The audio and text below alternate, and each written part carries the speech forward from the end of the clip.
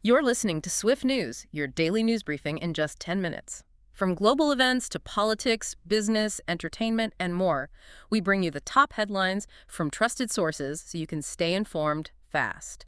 This is episode 4, and it's May 7th, 2025. Let's get into today's stories. Today we're looking at quite a mix. Things like India's blackout drills, what's happening with trade talks involving Trump and Canada. Right, and Middle East tensions, always relevant, plus IPL action, the Met Gala buzz. Exactly. And environmental news, too, like the Great Barrier Reef. We'll try to connect it all back to, how it might affect you. Okay, let's start with India. These blackout drills. 244 districts, including Delhi. That sounds massive. It is. And the reason. Preparing for potential wartime power cuts. It's a significant undertaking. So this isn't just a standard test. It's about resilience in, a serious scenario. Precisely. Think about essential services, electricity supply. Yeah. It highlights how governments are planning for major disruptions now. It impacts everyone if power goes down on that scale. Moving to the Middle East, then. We've got Yemen's Houthi rebels hitting Israeli infrastructure. Yes, and that's really ratcheted up tensions.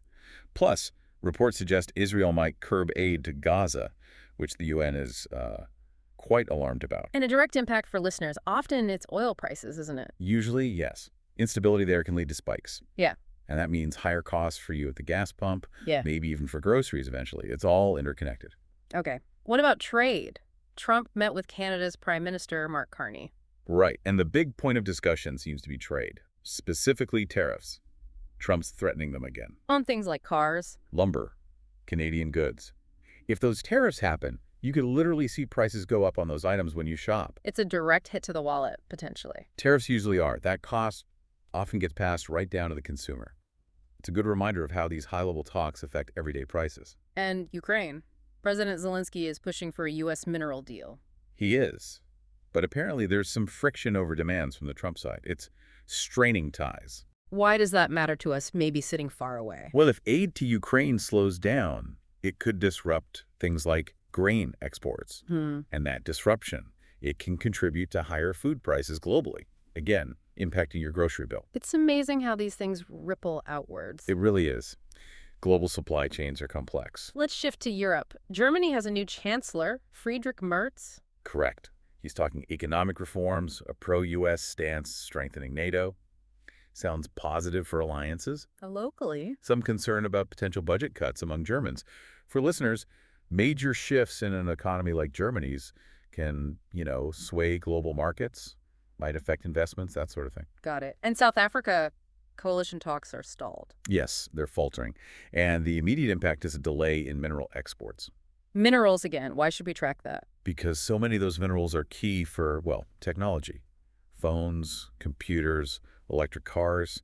Delays or instability could eventually push up the prices of those tech items you buy. So political instability there translates to potentially pricier gadgets here. That's the connection, yeah. Yeah. Shows how reliant we are on these global supply lines. Okay, let's pivot to business and economy. Trump's tariff talk isn't just about Canada, is it? Foreign films. No, he's proposed a huge 100% tariff on foreign films. It's quite dramatic. Wow. And Hollywood's reaction. They're pushing back, lobbying for a big tax incentive like $7.5 billion to counter it. And for you, the moviegoer? Well, it could mean pricier tickets and maybe fewer foreign or independent films making it to your local cinema, less choice. Interesting. Let's look at Wall Street. There was a dip. Linked to Trump putting pressure on the Federal Reserve to cut interest rates. He's expected to keep pushing for that, maybe even tomorrow. So rate cuts. Good for loans, right? Cheaper borrowing. Potentially, yes. Okay. Lower loan rates could be a plus for you. But Yeah. there's always a but. Which is? The risk of inflation. Cutting rates too much or too fast can heat things up, meaning the cost of everything else could rise. It's a balancing act. Right. Central banks always walking that tightrope. Always. Any positive business news? Actually, yes.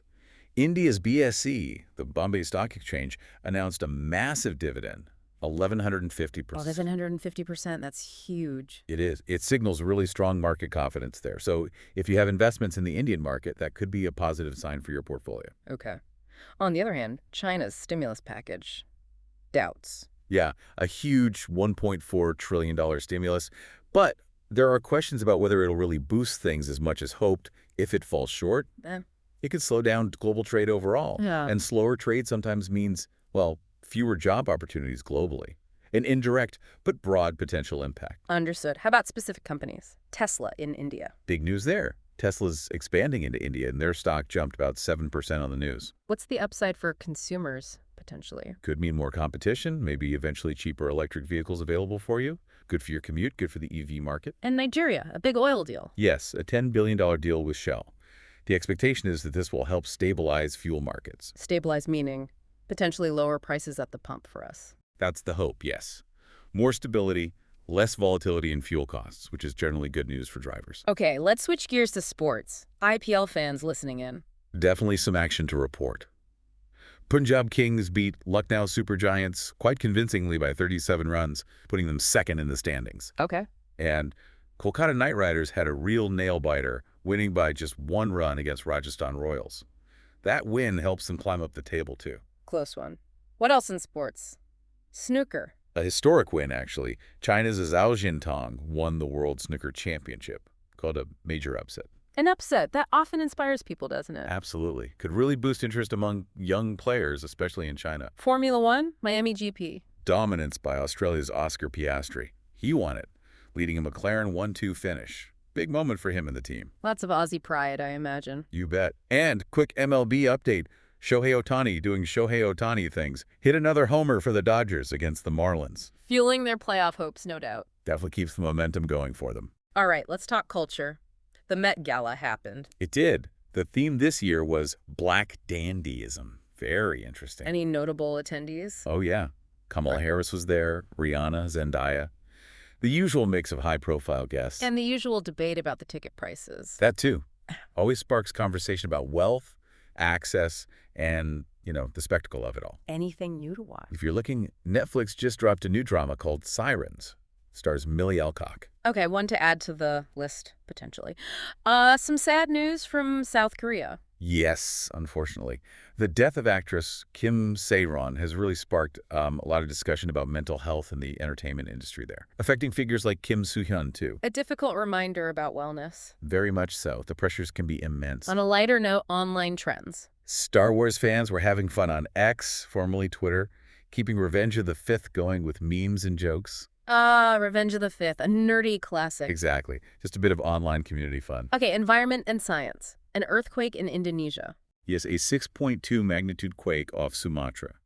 It did trigger tsunami alerts, but thankfully reports say damage was minor. Still, a stark reminder about preparedness. Always, especially in regions prone to seismic activity, you have to be ready. And the Great Barrier Reef. The news isn't good, is it? No, it's quite concerning. Record coral bleaching being reported. It's a massive threat to the ecosystem itself. And the knock-on effects. Huge.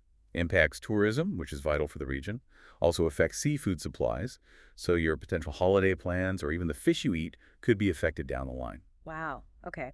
Any positive science news? Space. SpaceX had another successful Starship test flight, which is, a boost for those long-term Mars mission hopes. Makes that cosmic future feel a tiny bit closer, maybe. Inch by inch, yeah. Huh. These successful tests are crucial steps. Let's wrap up with some human stories. A tragedy in China.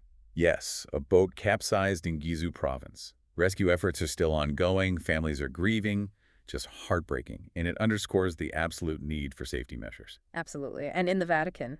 The conclave has begun. Cardinals are meeting to choose Pope Francis's successor, a major moment for the Catholic Church, drawing global attention. A big shift in leadership there. Indeed.